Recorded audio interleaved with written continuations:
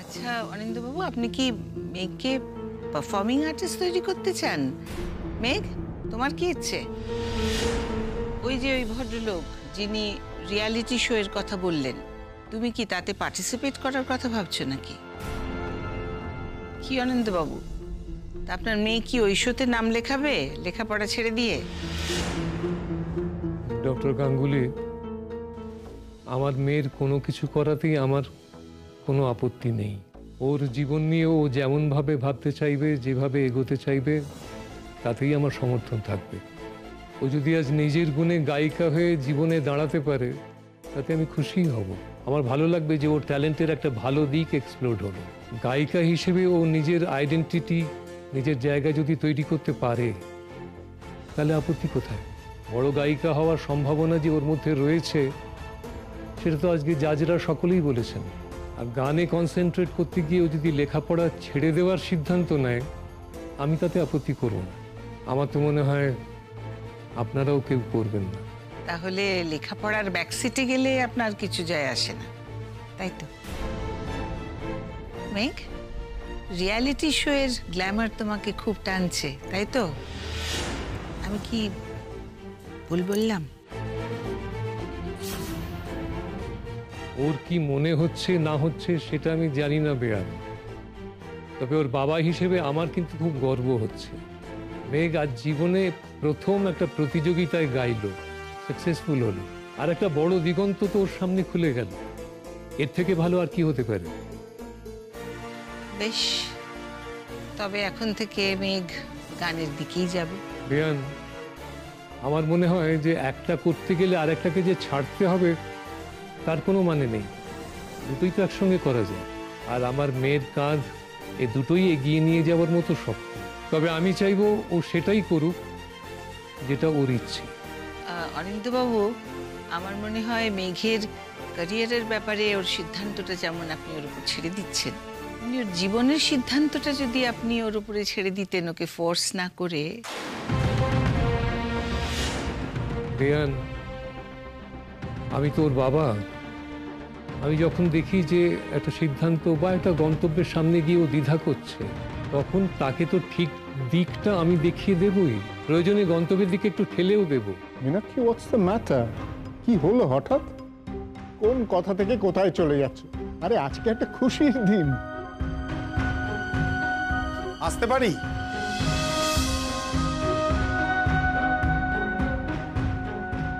এরা এখানে কেন? এবার থেকে কি এরকম ভাবে হুটহাট করে এরা বাড়ি চলে আসবে নাকি?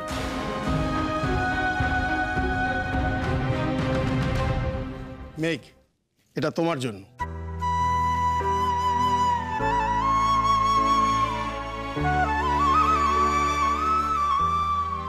তুমি আজকে যা গান গেয়েছো তার কোনো তুলনা নেই। এটা দাও। Thank you. ত্রিদীপ দা, দেখবেন মেঘ যেন ওই রিয়েলিটি শোতে নাম দেয়। এটা আপনার দায়িত্ব। আর মেঘ, তুমি আজকে আমাদের পুরো পাড়াকে গর্বিত করেছো। তুমি যখন ওই শোতে গান গাইবে না, তখন আমাদের পুরো পাড়া তোমার ওই গলা ফাটাবে। ক্লাবের বাইরে আমরা একটা জায়ান্ট স্ক্রিন লাগিয়ে দেবো, সবাই মিলে একসঙ্গে দেখব। আচ্ছা ত্রিদীপদা, আসি, ভাস্কর আসি, বৌদি এলাম। আচ্ছা, তোমাকে কিন্তু রিয়ালিটি শোতে দেখতে চাই আমরা, ঠিক আছে? এলাম।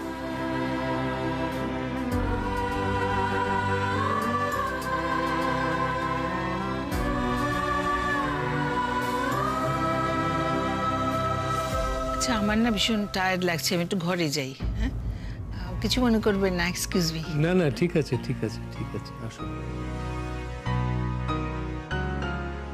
আপনি বসুন না। আজকে আর বসবো না, অনেক রাত হয়েছে। ময়ূরী, চলো আমরা ফিরি।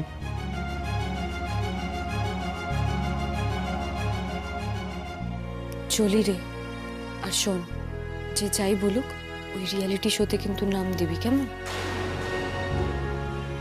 মেঘ, এ বাড়িতে তোর পায়ের নিচের মাটি চিরকাল এমন ঝুরঝুরে হয়ে থাকবে। যতদিন জেঠিমণি আমাকে তোর আগে রাখবে, তোর এ বাড়িতে পার্মানেন্ট জায়গা পাওয়ার নো চান্স।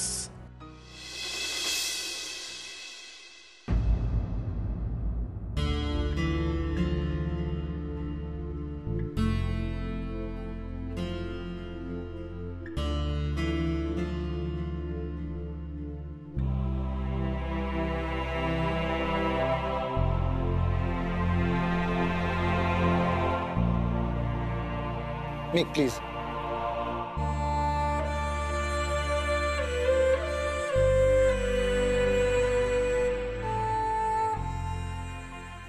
শেষবারের মতো তুমি কিছু অন্তত বলো। মেঘ, ওই ব্যাক স্টেজ থেকে আমি তোমার সঙ্গে কথা বলার চেষ্টা করেছি, কিন্তু পারিনি। মেঘ, আমি জানি আমার আমার ভুল, আমার অন্যায় এগুলো মাত্রা ছাড়া হয়ে যাচ্ছে, তবু তবু আমি জানি তুমি আমাকে ভালোবাসো, আর সেই বিশ্বাসে আমি বলছি এবারের মতো মাফ করে দাও মেঘ, প্লিজ।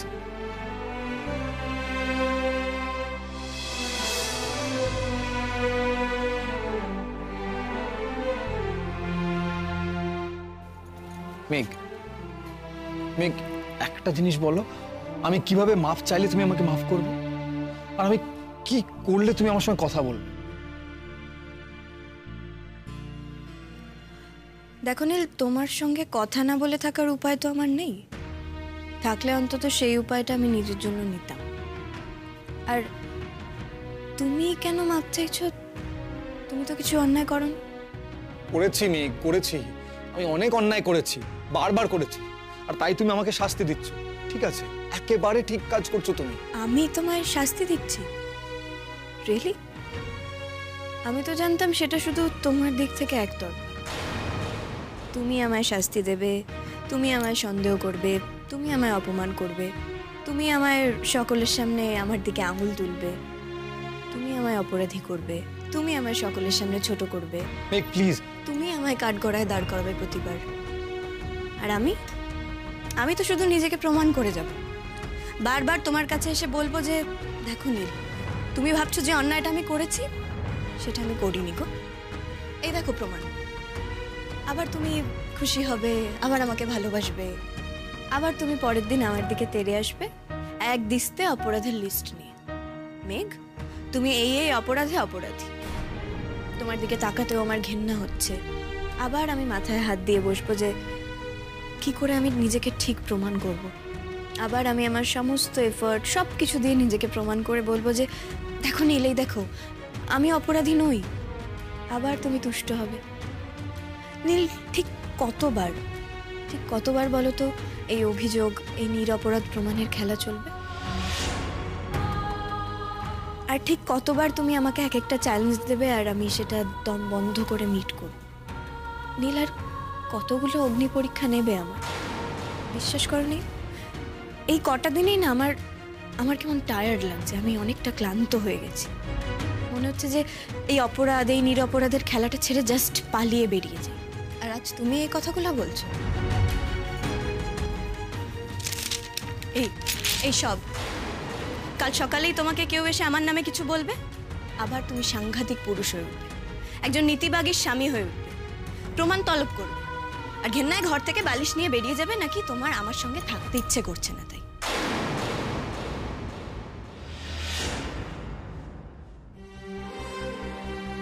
মেঘ প্লিজ, প্লিজ এভাবে বলো না। আমি জানি আমি বারবার সেই এক ভুলই করছি, বারবার। আসলে নীল, কি বলো তো, তুমি না আমাকে কোনোভাবেই বিশ্বাস করতে পারছো না, কারণ তুমি তো নিজেকে সময়ই দাওনি আমাকে বোঝার, আমাকে বিশ্বাস করার। তার আগেই হুট করে বিয়েটা করে ফেলেছো। সকাল থেকে আমার গলা খারাপ হলো, আর অমনি তুমি ধরে নিলে যে আমি আমার গলাটা ইচ্ছে করে খারাপ করেছি, গাইবো না বলে। কি সহজেই ধরে নিলে সবটা, কারণ তুমি তো আমাকে ভালোই বাসো না। তোমার মনে রয়েছে একটা অদ্ভুত রাগ, একটা অদ্ভুত অবিশ্বাস, যেটা রিমোটেস্ট কোনো ইন্ধনেই জ্বলে ওঠে, আর সেটাই তোমার সমস্ত অ্যাক্টিভিটি লিড করতে থাকে, তোমাকে চালিত করতে থাকে। তুমি আজ সকাল থেকে গৃহত্যাগ করলে, নাকি তোমার বউ নাকি ইচ্ছে করে গলা খারাপ করেছে। নীল, তুমি বুঝতে পারছিলে না যে গলায় ওই যন্ত্রণায় আমার কষ্ট হচ্ছে? একটা মানুষ যখন গলার যন্ত্রণায় ওইভাবে কষ্ট পায়, তোমার একবারও মনে হয়নি যে সেটা ইচ্ছাকৃত হতে পারে না? নীল, একটা মানুষের গলায় এরকম ব্যথা হলে না, সে ঢোক গিলতে পারে না, তার জল খেতে অবধি কষ্ট হয়। আমার সেই কষ্টটাই হচ্ছিল। I was in pain. Neel, তোমার একবারও মনে হয়নি না যে অতটা কষ্ট পাচ্ছে, তার কষ্টটা না বাড়িয়ে তার পাশে থাকা যায়? মনে হয়নি বল? মেঘ, অন্ধ হয়ে গেছিলাম রাগে। আমি ভুল বুঝে। একবার তো নয় নীল, বারবার তুমি আমায় ভুল বুঝেছ, রাগে অন্ধ হয়ে গেছো, আর তোমার চোখ ফোটাবার দায় হয় আমার। নীল, তুমি ছাড়া বাড়ির কেউ কিন্তু আমাকে এটা বলে অ্যাকিউজ করেনি যে আমি ইচ্ছে করে আমার গলা খারাপ করেছি। শুধু তুমি করেছো। আচ্ছা ধরো আমি ইচ্ছে করে যদি গলা খারাপ করতাম, তাহলে আমার মনের মধ্যে কি থাকতো নীল? যবে থেকে আমি তোমায় হ্যাঁ বলেছি, তবে থেকে কিভাবে গানটা না গাওয়া যায় আমি সেই প্ল্যান করতাম। আমি তো সারাক্ষণ গানের রেওয়াজ করতাম না, যেটা আমি করেছি। ভোরবেলা উঠে গানের রেওয়াজ করেছি, ইউনিভার্সিটি থেকে ফিরে গানের রেওয়াজ করেছি। তুমি কি বলতে চাইছো সেটা শুধুমাত্র লোক দেখানো? সরি নীল, এত প্ল্যান, এত স্কিমিং এসব না আমি পারি না। তুমি যদি মনে করে থাকো যে এই এত কিছু প্ল্যান, স্কিমিং এসব করার মতন বুদ্ধি আমি ধরি, তাহলে আবার বলছি, তুমি আমায় ভুল চিনেছ নীল। না চিনে, না জেনে, না বুঝে তুমি ঝোঁকের মাথায় বিয়েটা করে ফেলেছো। মেঘ, মেঘ আমি তো বলছি আর এরকম হবে না মেঘ। তুমি তো বলেছিলে যদি আমি খারাপের দিকে যাই তাহলে তুমি ভালোর দিকে টেনে আনবে। আমাকে ভালো করে দাও প্লিজ মেঘ। কাকে টানবো ভালোর দিকে নীল? তোমাকে? তুমি তো ছিলেই না সারাদিন। কোথায় ছিলে তুমি? আমি অপেক্ষা করেছি নীল, সারা দিন তোমার জন্য অপেক্ষা করেছি, যে কখন তুমি এসে বলবে যে মেঘ চলো, তোমার লড়াইতে আমি তোমার সঙ্গে আছি। কিন্তু তুমি আসোনি নীল। আমার সঙ্গে ছিল ঠাম্মি আর সুশীলাদি, তুমি তো ছিলে না নীল। বাকিদের কথা তো আমি বলবো না, কারণ তারা তাদের কাজে ছিলেন। কিন্তু তুমি নীল, আমি ভেবেছিলাম যে তোমার বোধহয় সারাদিনে একটা বারের জন্য মনে হবে যে মেঘের সঙ্গে ওরকম ব্যবহার করাটা ঠিক হয়নি। বোধ হয় আমি ভেবেছিলাম তুমি হয়তো সারাদিনে একবার ফোন করবে, কিন্তু তুমি করোনি নীল। কেন করবে? তুমি তো বিশ্বাসই করো যে মেঘ গাইবে না বলে এই নাটকটা করছে। নীল, মিথ্যের বেশাতি না আমি করি না। হ্যাঁ, মিথ্যে আমি বলি, আর কখন কি বলি সেটা তুমি জানো, ধরেও ফেলো। কিন্তু যেটা জানো না সেটা হলো যে নিজের ভালোবাসার সঙ্গে, বিশ্বাসের সঙ্গে মিথ্যাচার আমি কোনোদিন করিনি নীল, আর ভবিষ্যতেও করব না। গানটা আমার জীবন নীল, আমার ভালোবাসা, তার সঙ্গে অ্যাটলিস্ট মিথ্যাচার আমি করব না। মেঘ, আমি আমার নিজের অপরাধ মানছি, আমার সেই বোধই হয়নি। তোমার পাশে থাকাটা যে আমার উচিত ছিল, সেই সেন্স, সেই বিচক্ষণতা আমার হয়নি। আমি আত্মসর্বস্ব হয়ে গেছিলাম। আমি শুধুমাত্র নিজের দিকটা ভেবেছিলাম, তোমার দিকটা ভাবিনি আমি। মেঘ, আমি বদলাবো, আমি কথা দিচ্ছি আমি বদলাবো নিজেকে। আর যেদিন নিজেকে বদলে তুমি এখানে আসবে, সেদিন আর কাউকে খুঁজে পাবে তো? মেঘ, এভাবে বলো না মেঘ। নীল, আজ যদি এখানে তোমার সামনে কম্পিটিশনে হেরে যাওয়া মেঘ দাঁড়িয়ে থাকতো, তুমি কি তখনও এভাবে বদলে যাওয়ার প্রমিস করতে? করতে না। তোমার কাছে এই মেঘের দাম শুধুমাত্র সে ওই কম্পিটিশনটা জিতেছে বলে, সেই অগ্নি পরীক্ষাটা পেরিয়ে গেছে বলে। আর মেঘ যদি ওই অগ্নি পরীক্ষার আগুনে আজকে পুড়ে যেত, তাহলে তুমি ওই ভুল বোঝার জগতেই থাকতে নীল, ওই ইগোর জগতেই থাকতে।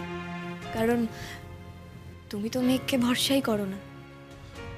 মেঘ প্লিজ, প্লিজ মেঘ। আমার খুব ঘুম পাচ্ছে নীল, টায়ার্ড লাগছে।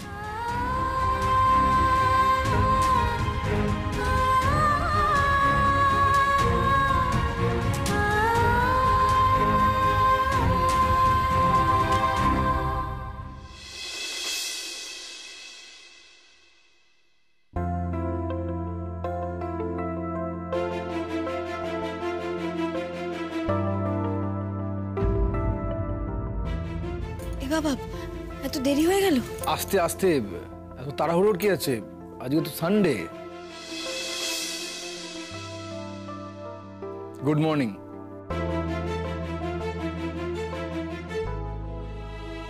চরম শত্রুকে গুড মর্নিং উইশ করলেও সে একটা উইশ ব্যাক করে।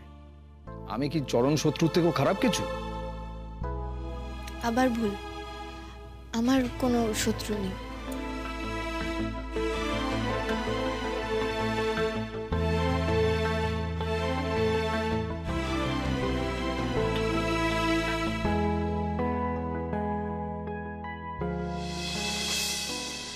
Late me serve you madam.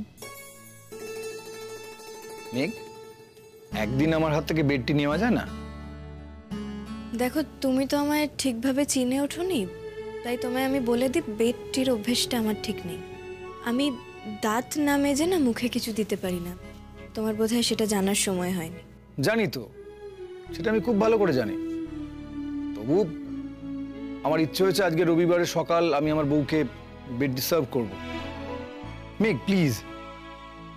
দেখো, আমি পারবো না আমার এতদিনের অভ্যেস বদলে ফেলতে। চাটা কি খাবেই না? আমি কোনো কিছু নষ্ট করি না। যাক বাবা, বরফ একটু হলেও গলেছে, আরো গলবে।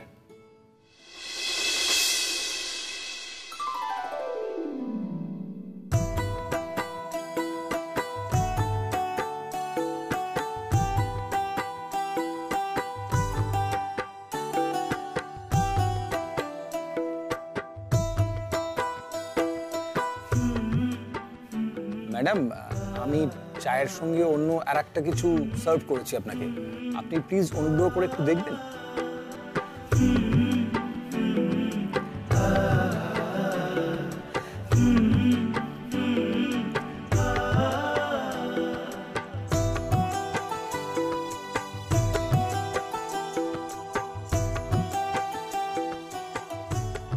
মেঘ, তোমার পাহাড় ভালো লাগে, আমরা আল্পস দেখতে যাব, ইউরোপ। মেঘ, আমি ফ্লাইটের টিকিট কেটেছি, এটা আমার ড্রিম ট্যুর। আচ্ছা, তোমার পাসপোর্টটা কোথায়? এখানে না ও বাড়িতে? ও বাড়িতে থাকলে চলো আজকে গিয়ে নিয়ে আসি। দেখো, বেশি সময় নেই, ভিসা করাতে হবে। ভিসা করাবার কোনো দরকার নেই, কারণ আমি যাব না। তাই? তা কেন যাবে না? আমার উপর রাগ করেছো বলে? দেখো, আমার তো ক্লাস আছে, আমি আর ক্লাস মিস করতে পারবো না। মেঘ, এর মধ্যে অনেক দিন ছুটি আছে। আমার যাওয়া সম্ভব না গো, আমি যাব না।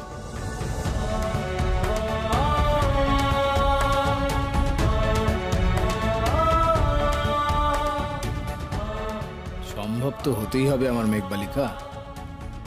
আমার উপরে এত রেগে তুমি থাকতে পারো না। ঠাম্মি, ইয়েস, এবার ঠাম্মিকে আমার হয়ে ব্যাট করতে হবে। ঠিক করেছিস, বেশ করেছিস। আমি হলে না তোর সঙ্গে এক ঘরে থাকতামই না। নিহাত লক্ষ্মী মেয়ে, তাই তাই এসব ঝামেলার মধ্যে জড়াইনি। এই একই রোগ তোদের না এই ঠাকুরদারও ছিল। তোদের সবারই রক্তের দোষ আছে, তারা মানুষ চিনিস না। আমি হলে না তোকে দূর দূর করে ঘর থেকে তাড়িয়ে দিতাম, নাহলে আমি চলে যেতাম। আমি আচ্ছা আচ্ছা, শোনো না, শোনো, দেখো, এরম ভাবে বলো না, এরম ভাবে বললে কি করে হবে? আর এই কথাগুলো ওর কানে দিও না কিন্তু, হ্যাঁ? তুমি তো আসলে আমার ঠাম্মি, তাই না? তুমি এখন এমনিতেই ওর টিমে খেলছো, এবার অন্তত আমার টিমে খেলো, আমার হয়ে কথা বলো। ওটি আশা করো না ঠাম্মির কাছে। তুমি একটার পর একটা অন্যায় করবে, আর ঠাম্মি তোমার হয়ে কথা বলবে? পরের বাড়ি মেয়েটাকে জোর করে বিয়ে করে এনেছিলি কেন? যদি তাকে পদে পদে ভুল বুঝবি। ভুল হয়েছে বলছি তো, আর বাবা, মানুষ মাত্রই তো ভুল হয়। ভুলের শাস্তি সে পায়, কিন্তু তুই সে শাস্তি পাসনি। আমি কালকেও বাক্যবানে আমাকে ঝাঁঝরা করে দিয়েছে। তোমরা ভাবো তো যে মেঘ শান্তশিষ্ট মেয়ে, কথা টথা কম বলে। তুমি যদি কালকে থাকতে, তাহলে না আমাকে দেখে তোমার কষ্ট হতো। ই আর কি কথা নয় দাদু ভাই, কাল মেয়েটার দিকে তাকিয়ে না আমার চোখ পেটে জল আসছিল। প্রতিটা মুহূর্তে মেয়েটা তোর ফোনের অপেক্ষা করছিল, দরজার শব্দ হলেই ভাবলো তুই এলি। আচ্ছা, এই তোর কেমন ভালোবাসা রে! তোর সারাদিনে একটিবারের জন্য মনে হলো না যে মেয়েটা কেমন আছে? আমি প্লিজ, তুমি আমাকে মাফ করে দাও। তোমার নাতবুকে বলো ও যেন আমাকে মাফ করে দেয়, আর ওকে প্লিজ রাজি করাও। দেখো তোমার অল্প মাইনের প্রফেসর নাতি, খুব কষ্ট করে দুটো টিকিট কেটেছি। ঠাকমা, বৌদি আসছে। আমি আসছি, একটু ম্যানেজ করে নিও।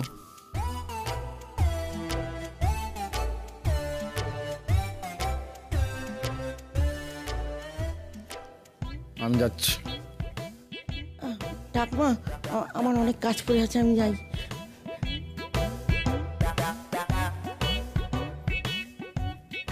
নাতবু, তোকে কেন ডেকে পাঠিয়েছি নিশ্চয়ই বুঝেছিস। আমি প্লিজ, তুমি আমায় এটা বলো না করতে, প্লিজ বলো না। কেন বলবো না? ঠাম্মি, তুমি যে বলবে আমায়, আমার তোমার কথায় না বলতে কষ্ট হবে, কিন্তু এখন দেখছি আমাকে সেটাই করতে হবে। আমি যাবো না ঠাম্মি। দাদি ভাইয়ের ওপর অভিমান করে? আমার কারোর ওপর কোনো অভিমান নেই। একরাশ অভিমানী দিকি টলটল করে আর মুখে বলে কিনা আমার অভিমান নেই। ঠাম্মি, আমার ক্লাস আছে। আমাকে সে দেখিয়েছে মোট 4 দিন তোর ক্লাস করা হবে না, বাকি দিনগুলো তো রবিবার। আমি যাব না। আর বাবা, ঠাম্মি, যাওয়াটা একটা ঘুষ, আমাকে ঘুষ দিতে চাইছে, আমি নেব না এটা। পাগলি মেয়ে, দেখ নাতবু, আমার নাতির একটা দোষ আছে, ওই তলিয়ে না ভাবার দোষ। দুম করে কিছু একটা করে বসে, তারপর সেটা ভুল হলে হাউ মাউ করে সেটা নিয়ে ঘুরে বেড়ায়। তুই তো আমার বোঝদার নাত বৌরি, আমার নাতিটাকে একটু মানুষ করিয়ে দে না। আর একটা কথা বলি জানিস, তোদের বাবু একটু দুজনের বাইরে যাওয়ার দরকার আছে। সেই বিয়ে হওয়ার পর থেকেই তোরা বাড়ির মধ্যে আটকে পড়ে রয়েছিস, ওই বাড়ির কুটকাচালির মধ্যেই আটকে গেছিস। সবাইকে বাদ দিয়ে তোদের দুজনের যে জগৎ, সে স্বাদ তোরা এখনো পাসনি, আর সেটাই সব থেকে বেশি জরুরি। ফোনাতবো, যাবি তো? দেখো, তোমার সাথে কথায় তো আমি জিততে পারবো না, কিন্তু তুমি বলছো বলে যাব, শুধুমাত্র তুমি বলছো বলি। বটে। আর আমার নাতিটাকে যে এত বকাচকা করে নিজের মনটা নরম হয়েছে, সেটা বুঝি স্বীকার করা যাচ্ছে না।